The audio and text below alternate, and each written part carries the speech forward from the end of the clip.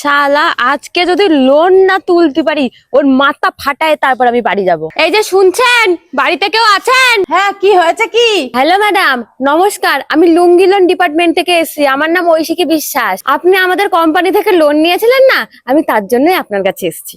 এই, আমি কি লোন তোর কাছ থেকে কেড়ে কুড়ে নিয়ে আছিস যে তুই ওই কথা বলছিস? আরে ম্যাডাম, সে তো আমিও জানি আপনি টাকা কেড়ে নেননি, কিন্তু টাকা যদি মানুষে নেয় সেটা তো ফেরত দিতে হয় নাকি? ঠিক বলেছিস, আমি তো মানুষ না রে, আমি তো ম্যাও।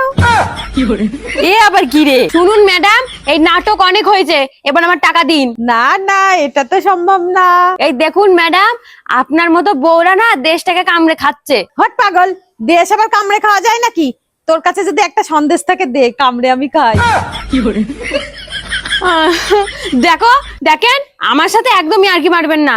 বয়স্ক মানুষরা কি বলে জানেন তো? হারামের টাকা গায়ে লাগে না। ও বয়স্ক লোকরা অনেক কিছুই বলে। কালকে আমি ওজন মেপে এসেছি, আমার 7 কেজি ওট বেড়ে গেছে। এই আপনার মতো মেয়েরা না কখনো মানুষ হতে পারে না। হ্যাঁ রে, আমি কিন্তু বেকায়দা চলি, ভুলেও কিন্তু সন্ধ্যাবেলা আর আসিস না। কেন সন্ধ্যাবেলা আসবো না কেন?